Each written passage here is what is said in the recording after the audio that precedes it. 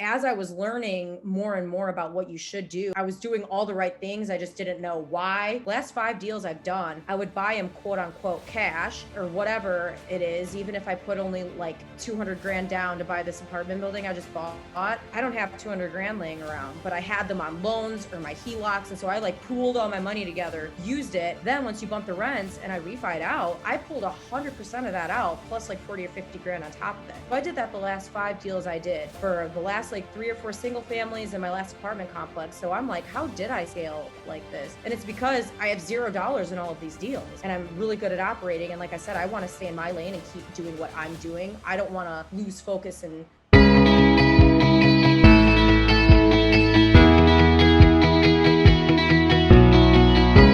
Welcome, everyone, to the Casandra Properties podcast. We're joined today by Kimberly Marie, who has an amazing story in this world today where a lot of people are kind of reevaluating and trading their day job for the pursuit of the entrepreneurial spirit, if you will. This speaks directly to it. Kimberly, thank you so much for taking the time to join us today. yeah, thanks so much for having me. Appreciate the opportunity. Well, we're excited to talk about the journey that you've been on. I think it's going to speak directly to the audience and hopefully inspire some folks to get out there and take some chances. So Kimberly worked full-time as a physical therapist. We just learned before we got on the air, she has now officially hung that hat up and is now pursuing this in a full-time basis, which congratulations, that's absolutely amazing. Thank you.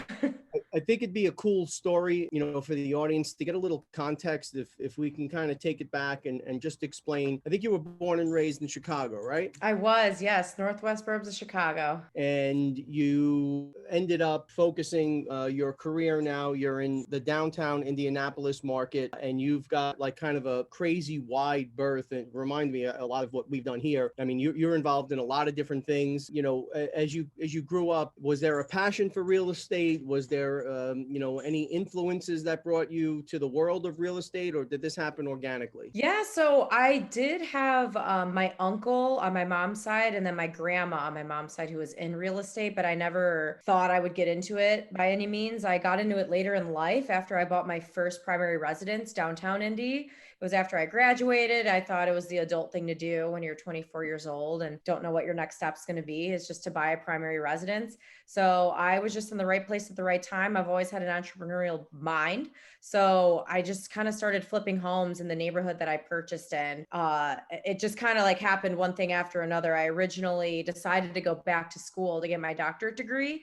And at that time, when I had already graduated the first time from grad school, I had paid off all my debt. I was thinking to myself at age 24, how am I going to go through another round of grad school? It was going to cost me about another 100 grand.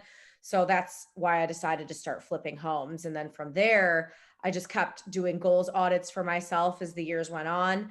And now I'm to the point where I want to be really passive. I want to stick to what I like to do, what I know the best. And that's multifamily commercial, new stick, hopefully once prices of lumber and material comes down for multifamily. But that's kind of where I'm at right now, is something a little bit more passive. So that's like a remarkable transformation. So I'd be remiss if I didn't spend a little bit more time kind of digging into that, right? I mean, for you to, without really any background in it, make that first leap into what for most people is super scary, right? Getting into the real estate game on any level is an intimidating thing. So, I mean, was there any trigger that, did you literally just like wake up one day, as I know you talk about, you were going for walks through the neighborhood and you saw some opportunities? I mean, was it that organic? There was nothing that like triggered and said, okay, I'm gonna, not a friend who did a deal that kind of coached you along, or just No.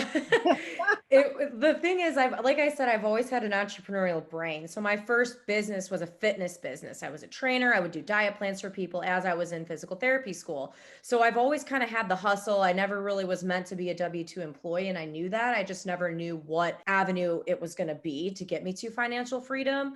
So when I decided to get into real estate, I didn't really have someone who's done a deal before. I just really understood the neighborhood that I was in. So I felt extremely confident, literally dumping every dime of mine that I had into this flip, because I would walk the neighborhood with my dog. I would go for runs. I'm a really social person. So I'd wave to everyone, talk to everybody. And I learned like who was building what in what homes, what streets, who is moving out, who's moving in, because I was a consumer first. I bought my primary residence in this neighborhood and I found this house that I loved, and I broke my apartment lease like 6 months early. I didn't think I was going to move that fast. So when I did, I was like, oh, well, I kind of thought in my brain that I was going to be shopping for a house for longer. So I just kept shopping, but just to see who my neighborhood was. So I would look at everything on the MLS, on the market in my neighborhood, and I would go run by and look and say, hey, if I didn't buy my house, what would I have bought instead? And it just kind of turned into, oh, wow, like people are really actively flipping homes here and people are making a lot of money. Because I would see, let's just say a $50,000 house burnt down, really gross looking house, go on the MLS and come off, it sold. And then I would see workers there for another 6 months. And then I would walk it when it was done. And I was like, wow, okay, there's like a 200 grand margin here. There's a lot of money to be made. So I just kind of, it was truly just like, I just kind of fell into it. I had no background whatsoever. That's wild. And that only comes with an extraordinary level of confidence. So, growing up, I wonder, was it parents or friends or family? Was there any really strong influences that kind of instilled, you've got this remarkable, level of confidence, right? Let's face it, you've done a wide gamut of things and you're successful right down the line, but that's not normal, honestly, for everyday folks to get that level of confidence. I mean, there had to be certain things that were ingrained in you or that you've built upon, right, over your life. Are there any specific influences you can kind of point to and be like, yeah, they've always supported me. They've always been there to kind of pick you up and move you forward? Yeah, I don't know that I've ever been asked that, but thank you, by the way, for the kind words. But I think the influences in my life have been just always having like a really strong like mother and grandma and father too, but my dad isn't so entrepreneurial minded. Yep. So from the beginning, my mom's been like my best friend, so I would just tell her, oh, I'm walking through this house today. She'd be like, okay. And so I would just kind of talk to her like a friend. And then when I decided to do it, I was like, Mom, I'm gonna go all in on this. And she's like, okay, cool. And she ended up being my first investor on my first flip, but not because I asked her, but because I almost got cold feet. And I was like, oh, Mom, I'm just gonna sell this house. It's too much. And she's like, oh, no, no, no, no, no. Like, I'm your first investor. You are not backing out. And so I was raised with a lot of discipline in my household. My mom was born in Japan, so the non-American discipline, Asian parenting, I think also had an impact in my upbringing. So, if you commit to something, you make 100% sure that you can follow through on that, and you educate yourself and you do what you say you're going to do. You keep your promises. So maybe that had something to do with it subconsciously. I don't know, but Well, I don't know. I think without a doubt, I mean, that makes a lot of sense, right? That kind of upbringing and that kind of structure and support and kind of push seems like it would certainly pattern. We all of us kind of serial entrepreneurs, there's some common thread I found. We're a year into this podcast now. We're up at almost 60 guests, and there are just certain things that all of us share somewhere, somehow in our upbringing. So thank you for sharing that. And I think that makes a lot of sense. So here you are, you're walking the neighborhood, running the neighborhood, you're checking things out. And there's something to be said about that, right? I think in the digital age, we kind of take these tools, I think, and abuse them a little bit. We all kind of fall back behind our desks. And we were just talking about this in the office yesterday. We had a team meeting on a leasing project, and we were like, you know what, we miss kind of knocking on doors and getting out there and just walking in unannounced, introducing yourself and trying to build a rapport with people. You're out there doing that. You're touching and feeling it. You're meeting the people. You're seeing these properties go from dilapidated. In some cases, I know you had talked about burnouts to, finished products, big profit margins. All right, so we're going to go do our first deal. A lot goes into that, right? Budgets, financing, construction. Where do you start, right? If you're talking to the audience member now who's in that position and they want to take the leap, where did you start? Yeah. So again, I didn't have a lot of planning going into it because I didn't know very much. So knowing what I know now, I don't know that I would have gone the same path, but I'm glad I did because I just kind of, sink or swim. You're going to grow wings on the way down. So I just was really confident in my neighborhood. So I knew what the margins could be because I've seen so much of it around when I did my first deal. So really it was the hardest part was finding a contractor who would take on such a large job because my first one was a burnout, completely burnt down. I dug 60 inches under the ground, jacked the house up, replaced the foundation,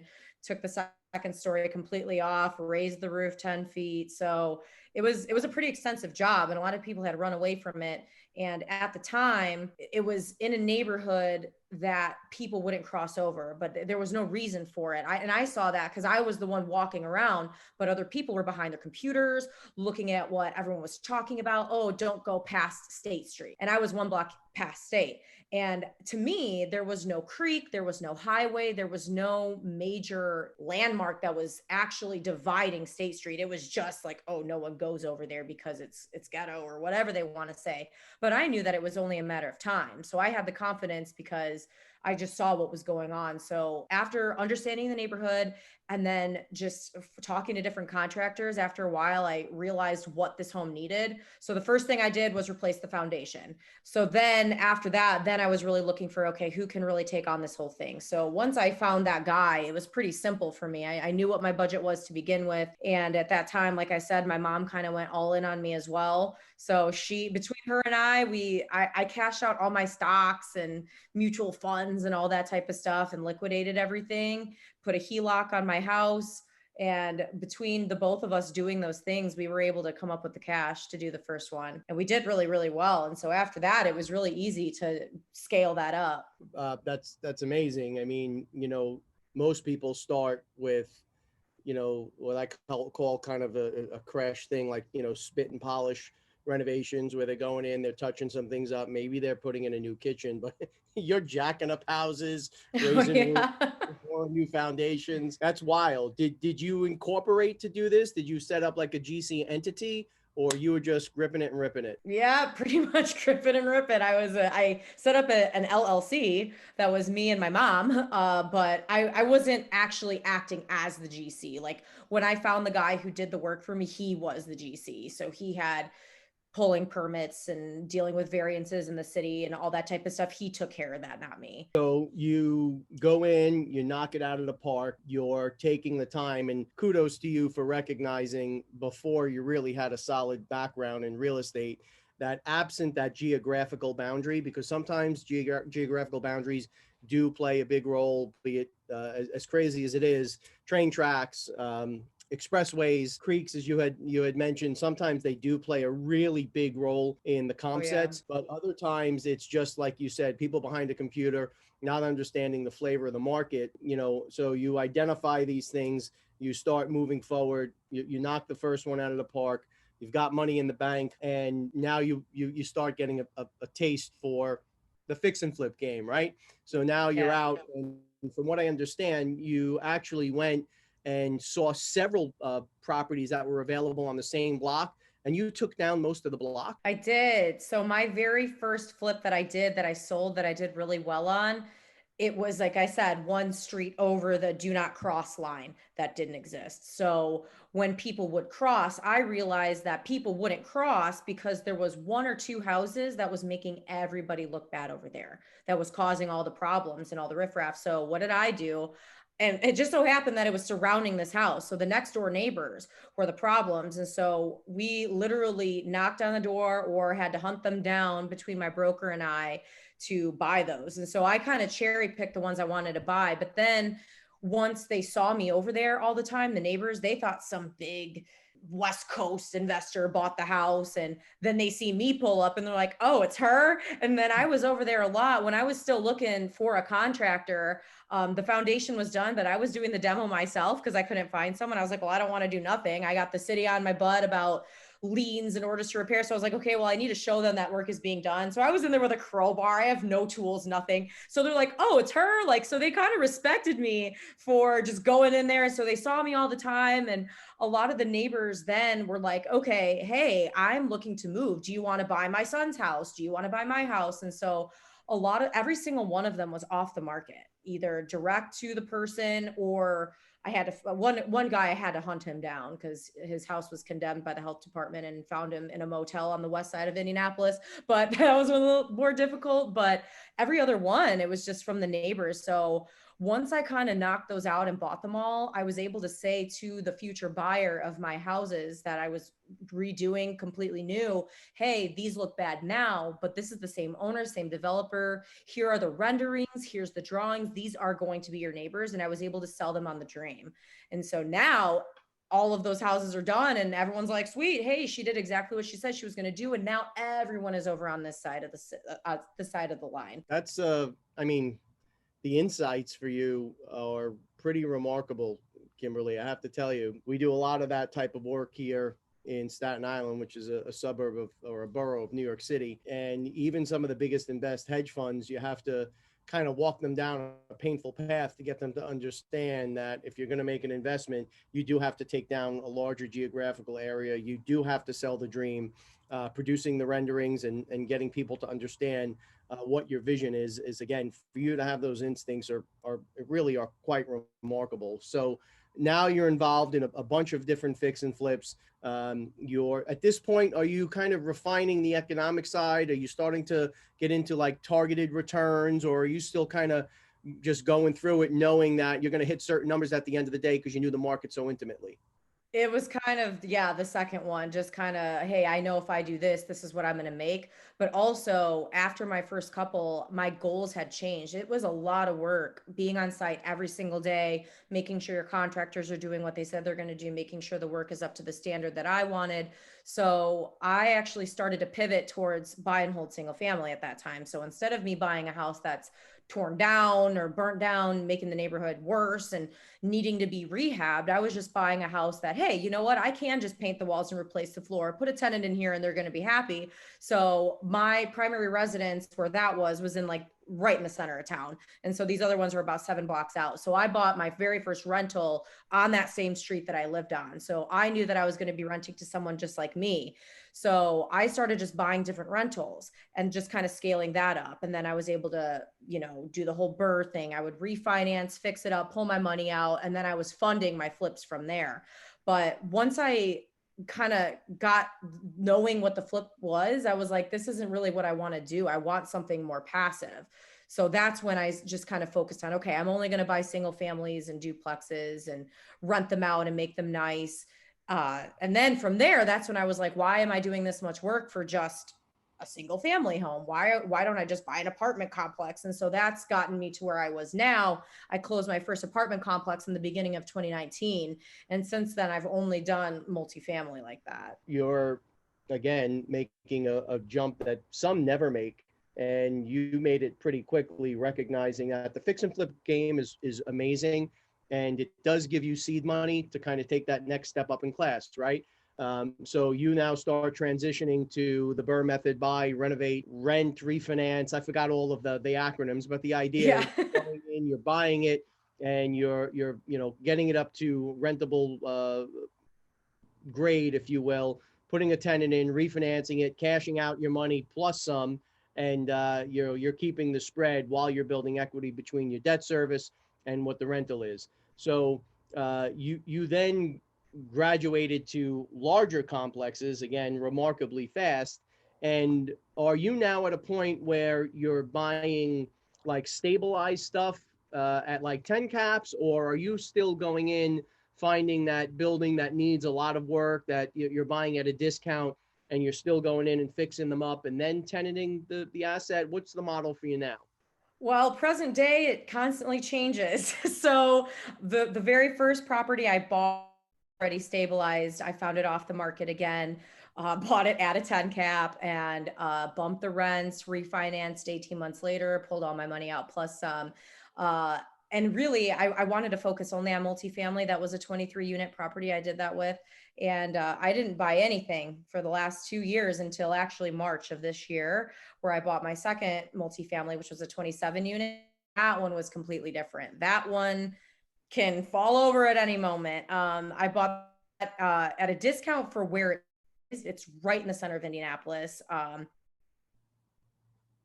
Away from, it's called Mass Ave, which is like the place to live, the place to go eat, hang out, do whatever.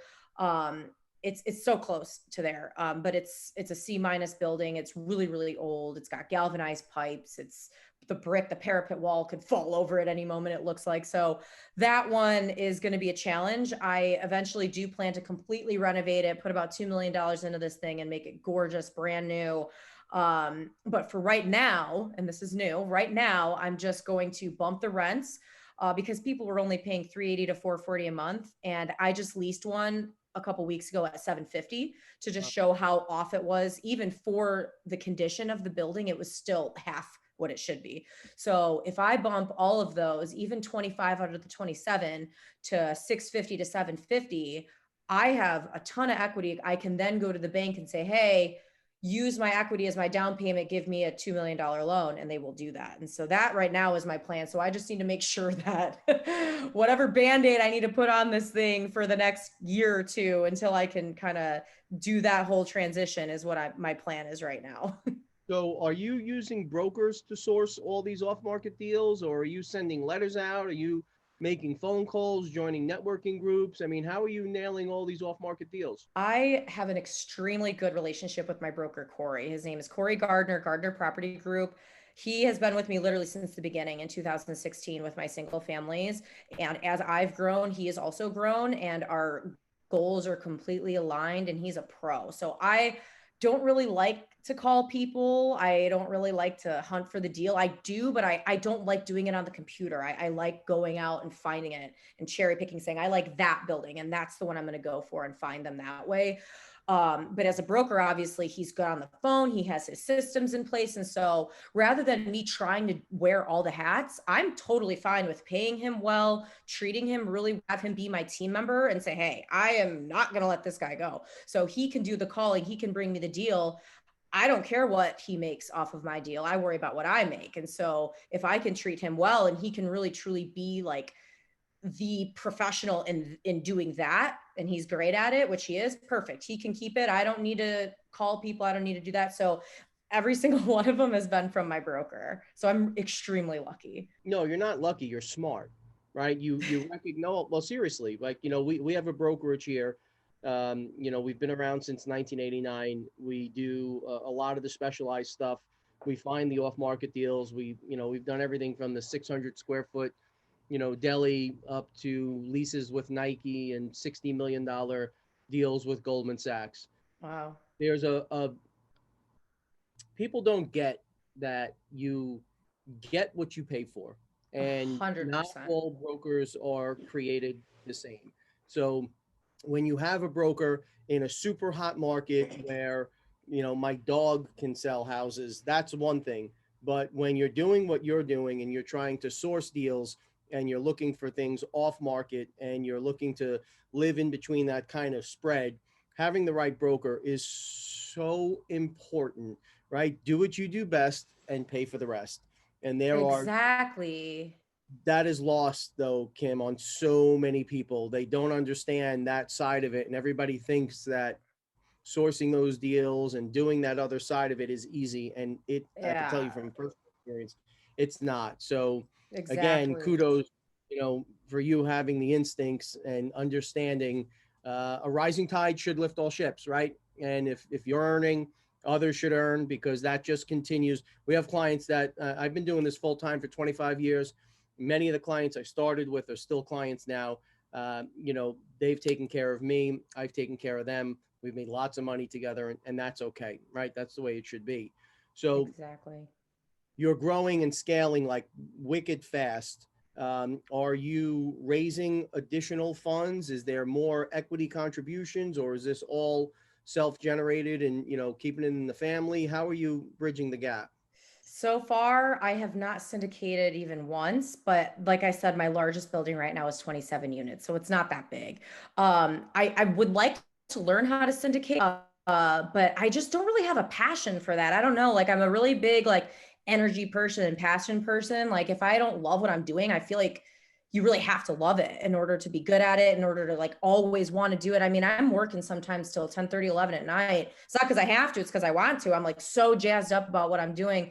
So far, I've been able to do it. My mom has had my back since day one. I mean, when I say I cleared my bank account, she cleared hers. My parents are very happily married, but my mom was like, hey, husband, sign on the dotted line. And my dad's like, what is this? And she's like, oh, don't worry about it. She cash out refinanced her own house and she went all in on me. My dad knows now, but you know, he would have lost his mind back in the day. But you know, so she really helped me build because, you know, she got a lot of capital, you know, 150 grand is a lot, you know, you could do a lot with that. And so for me, as I was learning more and more about what you should do, I was doing all the right things. I just didn't know why at the time. So like probably the last 5 deals I've done, I was just talking about this with a friend yesterday. The last 5 deals I've done, I would buy them quote unquote cash, like, or whatever it is, even if I put only like 200 grand down to buy this apartment building I just bought. I don't have 200 grand laying around, but I had them on loans or my HELOCs. And so I like pooled all my money together,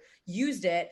And then I did this for my first apartment complex too. Then once you bump the rents and I refied out, I pulled 100% of that out, plus like 40 or 50 grand on top of it. So I did that the last 5 deals I did for the last like 3 or 4 single families in my last apartment complex. So I'm like, how did I scale like this? And it's because I have $0 in all of these deals and I'm really good at operating. And like I said, I want to stay in my lane and keep doing what I'm doing. I don't want to lose focus and try to start cold calling people or try to find more leads. Like I would much rather leave that to the professional that I have on my side, my broker. Like, hey, I will treat you really well. You keep doing this for me and I'm good at operating. And so that's kind of what I've been doing so far, is just somehow hitting the nail on the head with operations and refinances so far. But now that I understand more about it, for the last couple of years, I've had a really good handle on it. It's a lot more structured, but I'm not opposed to syndicating. I look at larger deals all the time. I just don't think that the returns are there based on what I've bought before. So, I mean, we'll see. I'm always learning.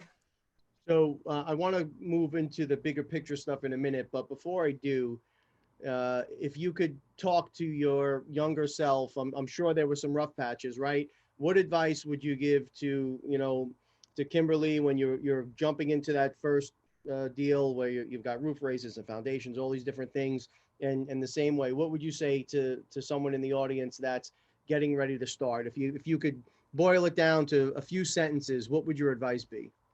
My advice would be to focus and to not get too excited.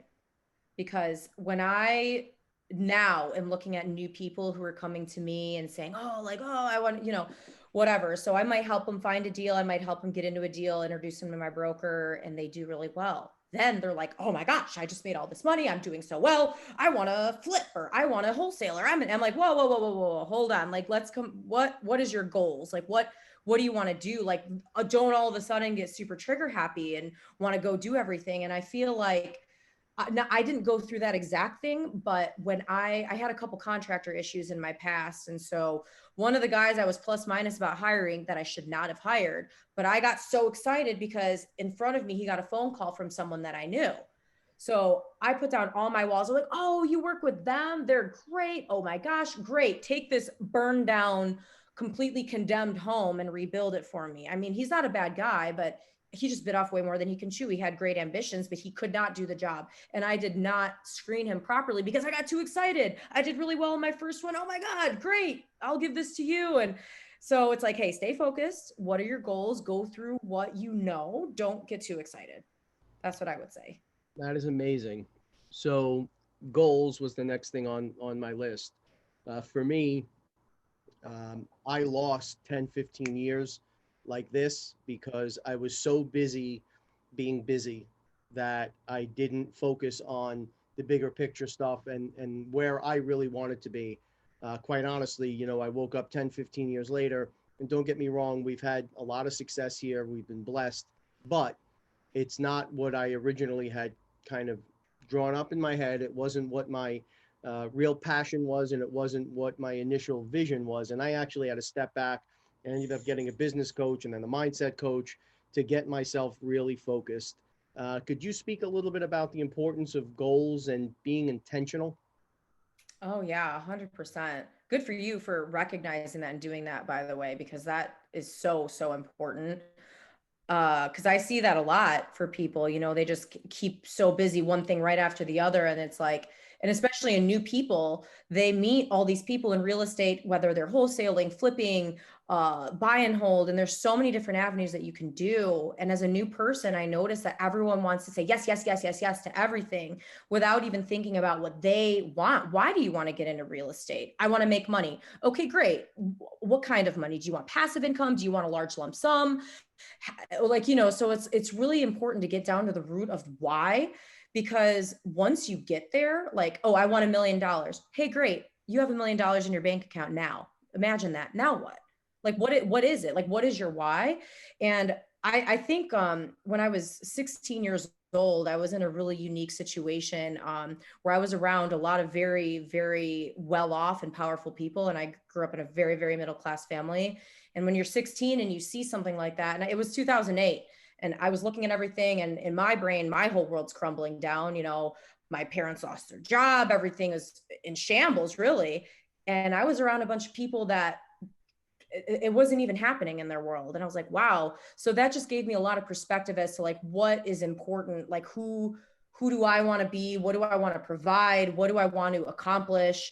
Like, so what are my goals in my life and what is going to get me there? And I knew that a W-2 job wasn't going to do that. And I didn't know what the business was going to be, but I knew that I could build something that would make me indestructible. Like these people were indestructible. They've built out something so strong and powerful that even 2008 didn't take them down. All those people were the ones who were buying everything up at that time. And I was like, oh my gosh, like, how did you build this? Who are you? What have you learned? Like, what do you think? And so those are all the questions I was asking myself when I was, a teenager. So I think that's really important for people now. If you're stuck in your 9 to 5, or even if you are doing your own business, what do you want your day-to-day to look like? Imagining like, okay, you want to have your goals for the next week, month, and year, but what is your big picture? Like, what is your life? What is your business? And I think those are really things that people don't think about a lot. So it's really important. No doubt about it. People get stuck in the comfort zone, right? And rationalize and come up with excuses. It would have been very easy for you as a 16-year-old young lady to look at those influences and be like, oh, who did they screw to get there? And how did they inherit that money? And, you can't build that in one generation anymore. The good old days are over. I hear that crap constantly. Things are so expensive now. There's no way to scale like you used to be able to scale. That's bullshit. We have all of the tools we could ever dream of having in this business. And if you surround yourself with people that are higher in the economic scale, at least in life, it gives you the ability to look up and go, wow, how are they doing it? Right? There's so much Exactly. to learn from, and that does create discomfort. People like to be, at least on par with people in their circle, and they like to feel that, they're kind of one of I call them the big asses in the group. But big fish, small pond doesn't work if you really want to take the next step. So again, your level of self-awareness is remarkable, and you've been blessed with some amazing gifts that takes people a lot of time. I know it took me a lot of time to really refine and understand that I was better than this. I wanted to do more. I could do more. And I even found that my goals weren't my goals. These were goals that I kind of picked up along the way, and they were other people's goals, right? You end up doing things because of other influences and other things that happen in your life. And even though you're taking the time at the end of the year to write them out, and you're making a plan how you're going to get there, when you get there, you kind of go, no, not for me. I'm not Mm, doing what I really love. And when you are doing what you love, God, does it make all the difference in the world? yeah. It really does help bring you to a completely different level. So again, you didn't do this with any coaching or anything like that, right? No, I've really just been surrounded by amazing people all the way through. Like I said, my mom was there from the beginning. And then I realized that some of the old friends I was around or relationships that I had, I'm a big energy person, like I said. So if I'm around someone who's tired, grouchy, complaining, it really affects me. I'm like, oh my God, I can't be around that. I don't want to hear it. I don't want to talk about it. So my friend group now, it's like I was talking to someone over the weekend that was talking to me about real estate, and it was one of my family members who lives in Chicago, who invested in India and did really well. And he's like, wow, I love talking to you. None of my friends do this. So it's like so great to have a conversation. And I was over here like, dang, all of my friends do this. Like I don't have a friend that doesn't like. And so my friend group is incredibly amazing. And my mom is incredibly supportive. And so is my dad now that he sees and understands, and my sister. So I'm just really, really lucky that I'm always around positivity and things that are going to bring me up. And I have amazing teammates, like I said, my broker and everything, my property manager now. And, we're all on the same page. We all have the same goals and we're all working towards the same thing. And like you said, everyone rises together, and it's been really, really awesome. So I'm very grateful for that. So, there's the expression misery loves company, and it does, right? I don't know if you've ever read the book Secrets of the Millionaire Mind. No, but I have that book. I should read it. I mean, you could have wrote it, quite honestly. I mean, the way that you're just programmed, your financial blueprint and your thermostat has been set at a different level from a very young age. And there's a chapter in the book that for me was very powerful that spoke about mindset and people's behaviors. And it challenges you in one of the exercises. It says, start with yourself, go 1 week and don't complain no matter what, no matter what's happened, no matter what's gone on. And it is hard to do, right? Like it is really hard to not have one complaint come out of your mouth for a week. And then it says, after you've done that, then start jotting down people around you and how many complaints you're hearing from the people around you, not necessarily complaints about you, but complaints in their lives, and start to measure the negativity. And like when I actually took the time and I started writing down who's complaining, who's feeding in, who's, bitching and moaning about everything that happens. It was like, wow, it's such a powerful thing for me, because you don't recognize it. It just becomes kind of part of the day that you feed into this stuff. Even if you're trying to be intentional and not doing it, it's just, there's so much negativity around now that it's very easy to fall into that mindset. And when you do, it does kind of take the air out of the room, right? It brings you down. It kind of brings everybody down. And it's easy to get knocked off your mark. So for me, the book was really impactful. And again, it's amazing that you have just kind of in your DNA so many of these tools. And I applaud you for the way that you've tapped into those tools and you're doing amazing things. I wanted to talk a little bit, if I could, about geographical area. So through the digital toolbox that we have now, right, we're able to glean insights into markets that normally we wouldn't have access to. Are you keeping your investment hub within a certain radius around where you live? Are you looking at deals outside of that, or are you keeping it home? I'm looking at deals outside of that. So I live in Indianapolis. I am looking heavily in Austin, Texas. I like the Tampa market, Fort Lauderdale, Las Vegas, even though I get flack for that. I love Vegas. But the thing is that I'm learning, I understand Indianapolis so well. Like I have a very obsessive personality about something if I like it, and I have my zip codes, and I can draw you a map on what the properties, who owns what, what's trading, especially commercial, residential, industrial, land, you name it.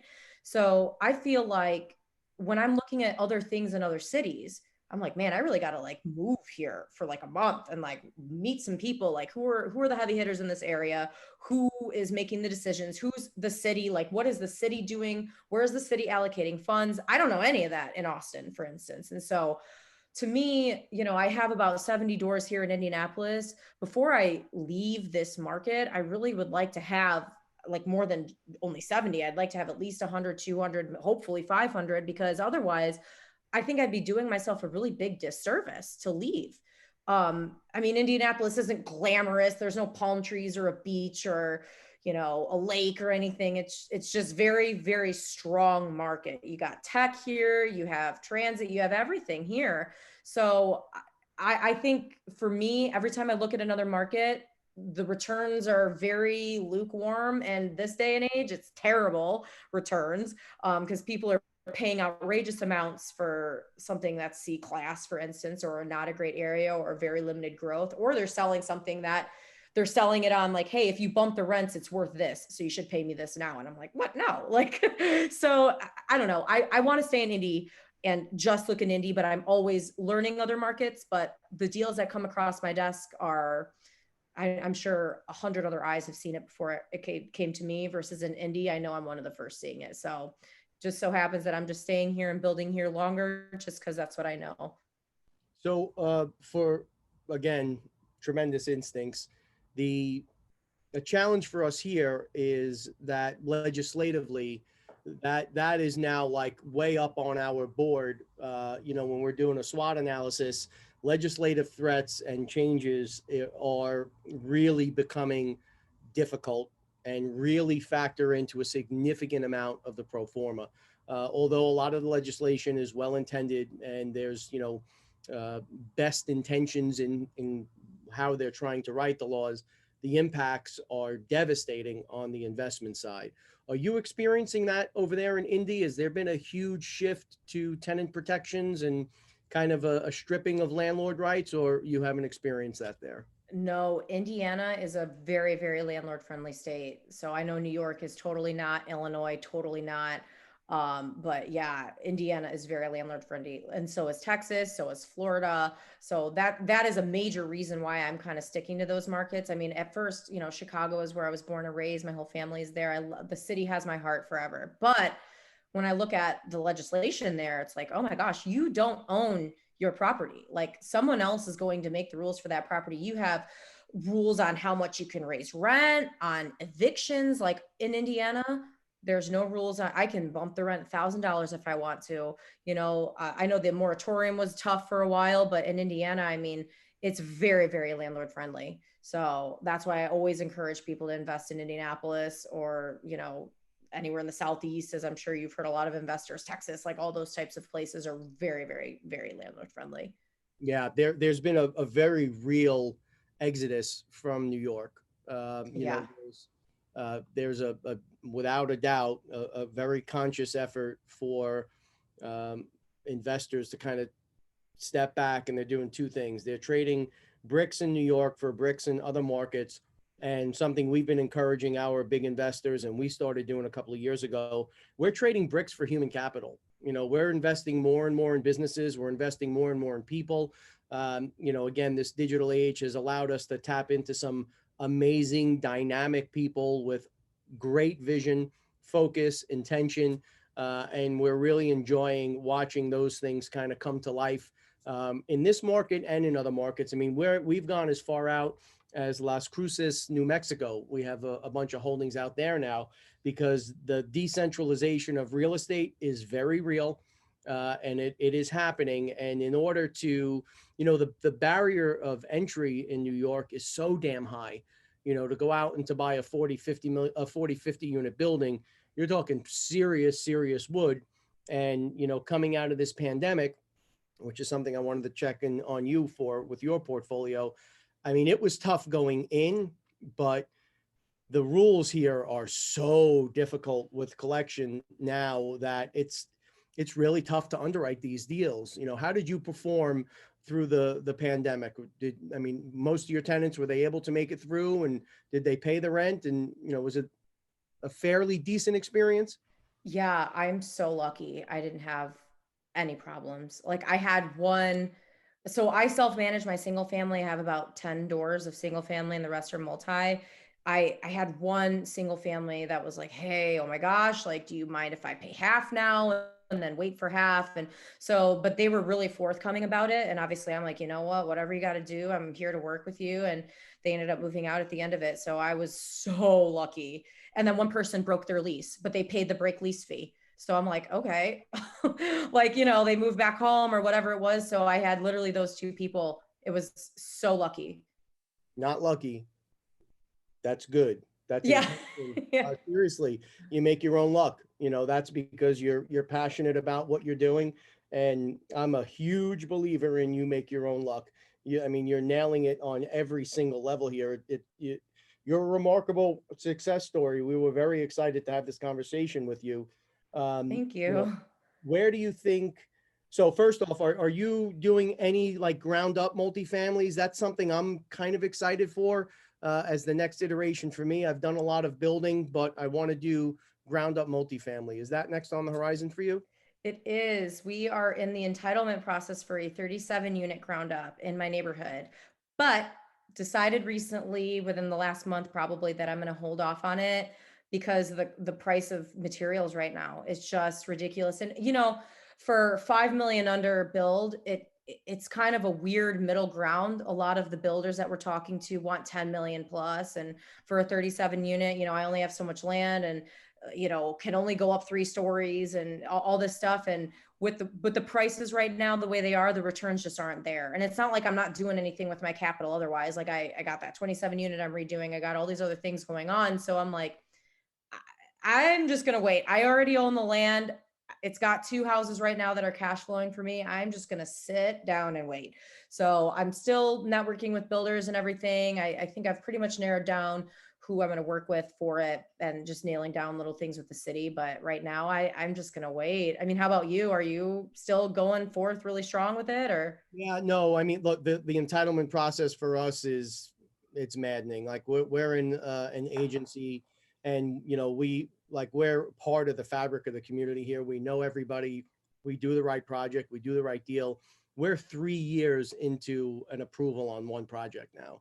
Three Oh, years. So for us, we are starting to see some indicators that are telling us prices are going to come down, and we think they're going to come down pretty quickly. So, we're excited for like 6 months out. But I started playing around with projects out of state, Pennsylvania, up in Northeast PA, about 30 minutes off the New York border. I have some holdings. And I said, you know what? Let me start with one small building and just see what the experience was like. It's 2,000 square feet. It's got plumbing. It's got electrical. It's got all the kind of controlled inspections. It took maybe 10 days to get a full set of plans done with the contractor. We walked into the building department, which was a store, right, with a one-page application. My executive assistant and business partner and wonderful partner in crime sent me over this application. And I was like, Bex, seriously, come on, one page? You obviously missed something here. Like, well, I want to get this in today. Where's the rest of the application? And she was like, idiot, I didn't miss anything. It's one page. So we walked wow. in with this one-page application and our printed out plans that our contractor put together, not even an architect. We walked out with a permit the same day, Wow. $357 for the permit. So that was 7 weeks ago. Structure's up and fully enclosed. Plumbing is in, electrical is in, controlled inspections are done. Waiting on one more inspection for fire stopping, and then I can go for a C of O. Wow. Easy peasy. That's awesome. Yeah. So for us, it's we're going to take that next step, and we want to do the ground up multifamily, but it's just untenable here. For us to, we don't, honestly, we don't have the staying power. We're not one of these big conglomerates that has $100 million fund. We're not syndicating either. We're trying to do this the same way, HELOCs and pulling cash out and just good old fashioned elbow grease. Yep. But the barrier to entry in some of these other markets is so much lower, and they're dying for your business. They really want you, if you're building a responsible project, they want you to be a part of the community, and they've got, agencies set up to support it. So for us, that's the next step. Wow. Well, congrats. It's awesome. It sounds like it's been so easy. Yeah, well, up there it has been. So, there's a lot more to learn and a lot more to do, but same thing. I bought a place up there because I wanted to spend time in the town. I wanted to understand it, feel it, get to know the people. And it's just been a great experience for us. I know, like, it's amazing. 50 minutes ripped off already. I just have a couple of more quick questions for you. You said you were Yeah. self-managing your single family doors, but you also have amassed like 70 doors already, which again is just freaking amazing. Are you subbing that part out? You have a management company that's handling the larger scale stuff? I do. Yeah. Who is awesome. So they are a part of my team for sure. Like weekly calls, extremely involved. And I have tough buildings like that 27 unit. It's tough. It's tough. Like when I purchased it, I had no I had no taxes from the last 2 years. I had no leases. I had no financials. It's like I didn't even have contact information for these people. So, and then my other one wasn't that bad, but it was a C-class building, and there's the drama of, oh, this person broke my window, and oh, at 1 a.m. they're hitting the ceiling. So I don't go over there, but man, my property manager handles that like a boss. She walks in, knock, knock. Hey, what's going on? And so she is not afraid.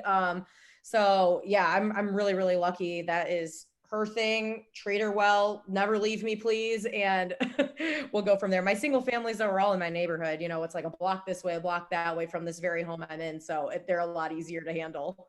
So how did you come across the management company? Did you go through a long process to land on the right one, or did you hit it right out of the gate? Did not hit it out of gate. The first one I had was horrible.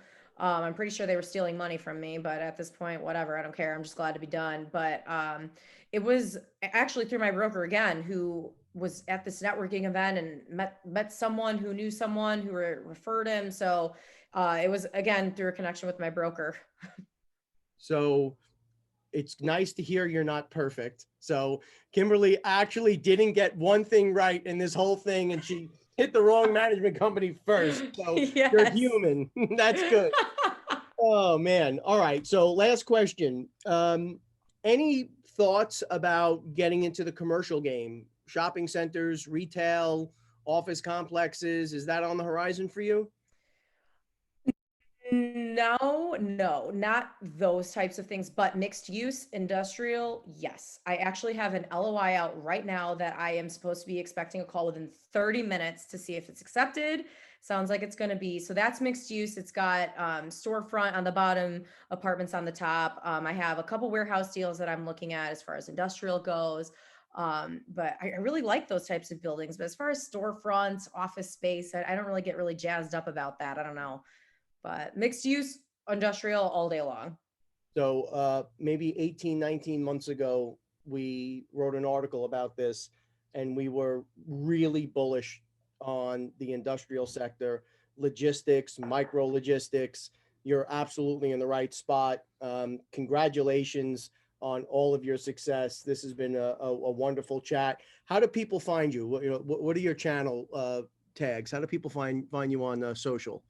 Yeah, so I'm on Instagram at Kimberly Marie 920 and at Red Door Renovation, or anyone can email me at kim@reddoorrenovation.com. Kimberly Marie, this was a great conversation. Again, congratulations on all your success, and thanks for being a part of the show today. Yeah, thank you so much for having me. This is great. Thanks. Everyone out there, here it is, from no doors to 70 in remarkable speed. And I've got a feeling that we'll be talking to Kimberly again in the future. And I fully expect you to be way up there in the hundreds, pushing the thousands. So congratulations, everyone out there. Please stay safe.